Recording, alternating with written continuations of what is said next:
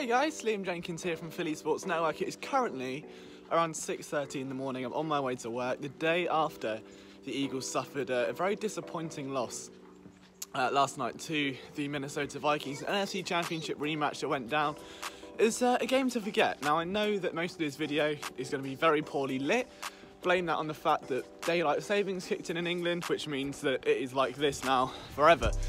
Very much like the Eagles season right now. I think automatically a lot of people after this loss are going to overreact and get probably a little bit worried as to what is going on with this team. The truth is, I mean, where do you even start? If someone came up to you this morning and says, oh, what happened with the Eagles game? I thought they were going to, rinse the Vikings. That's what they do now with this new rivalry. Your mouth would probably drop, you wouldn't know where to start, and you'd just be left in this state of euphoria because this isn't a bad team. The roster is still loaded with Pro Bowl talent. You've got a Super Bowl winning head coach, a Super Bowl winning defensive coordinator, and an offensive coordinator that has already been labelled as a future head coach in the NFL. This is not a bad football team, but for some reason, it's just not coming together right now, and no one can really put their finger on why. If you ask me from yesterday, I really don't think the coaches were the problem.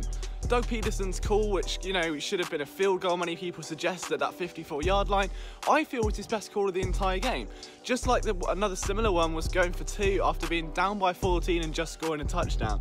Because what that does is mean that on the final possession, if the Eagles were to score a touchdown, that final point is going to win them the game instead of tying it to overtime and take away that need to go for 2 or send it to overtime. It takes out that aggressiveness, that almost compulsive, strict gamble where a whole game's in the balance. If you're playing for a win, that's the best way to do it. Unfortunately, it just comes down to just flat out execution.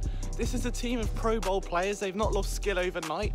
They've not magically lost 7 Madden ratings. There's a problem going on within that locker room where there is a massive group of players who just aren't executing. It goes on the offensive line, the cornerbacks, even the quarterback. No one is exempt from this sort of criticism at this point. On that front, in my opinion, one of the most important relationships on a football team comes from between Carson Wentz and his offensive coordinator. The same with any NFL offense. The Eagles lost Frank Reich to the Indianapolis Colts last offseason. John DeFilippo, the quarterback's coach, ended up going to Minnesota, playing them in this game. That, of course, opened up a window for Mike Groh, the wide receivers coach, a man who's already tipped to become a future NFL head coach, an opportunity to shine. The problem is that his quarterback missed most of the offseason due to rehabbing an injury, and we're now, week 5 coming into this season, and they're just not quite synced up yet. Still doesn't explain the problems on defense, it doesn't explain the missed tackles, it certainly does not explain whatever Jalen Mills is doing in terms of double moves and biting and chirping at Adam Thielen after giving up a massive completion just a few plays ago. And all of a sudden, there's just a team where they just aren't executing.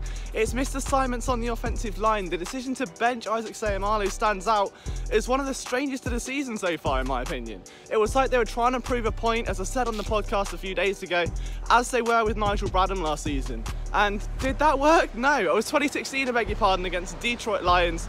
Within a few plays, he was back in the game because the defense realised how much they miss him. On a related note, please realise how unfit I am by the fact I'm actually getting tired out by talking and walking at the same time. So, I don't know, maybe the presenting stuff isn't for me. Much as the offensive line people like to say is plug and play, it's a lot more difficult than just taking a guy out and putting a fresh guy in, especially when that guy has already struggled throughout his entire NFL career, is that to transition to centre because he can't win out a left guard due to the arrival of Matt Pryor, who was drafted in the 5th round. It doesn't make sense. They're trying to make a statement, it backfired.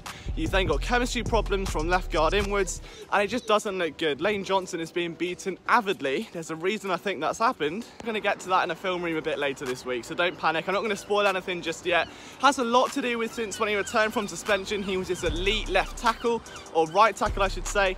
Get to that in a film room video though, so don't worry too much about that because it's one of those in-depth subjects. I don't think Lane's doing anything specifically wrong. It's just like Dak Prescott, year 2, year 3. You have enough tape on a guy, you figure out what's going on. And when Lane came back after that suspension, he was a totally different tackle. He played the game in a very different, more athletic kind of way. I think that could be hurting him. And now defenses have got tape, they're working out how to beat him.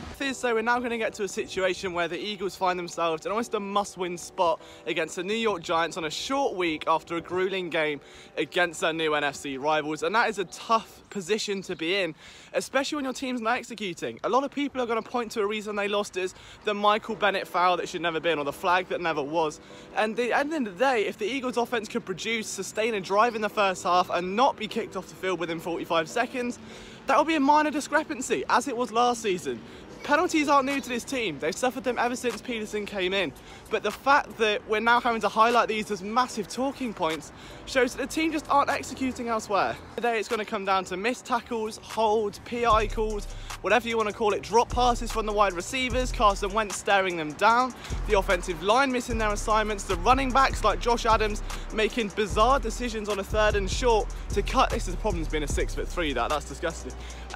Bizarre decisions with the football when it's 3rd and short and you're trying to cut in and the sticks are just in front of you. It's all around, it's the whole team, no one's exempt. There's just seeming this cultural step back at the moment where no one can really put their finger on what's going on. I don't want to call it complacency, but it's certainly what it seems like. This Eagles team is not playing with the grit, the fire, or the level of intricacy that they were 1 year ago. Enjoyed this video, guys. Just a short 2 or 3 minute recap while I'm on my way to work, bored at 6 AM, because the grind never stops, right? If you like what we do here at Philly Sports Network, don't forget we're going to have recap articles, videos, film rooms, and all the rest of it over at phillysportsnetwork.com all week long. And of course, the Eagles film room series right here on YouTube. So if you're new, stick around, hit subscribe. If you're already subscribed, we'll see you soon.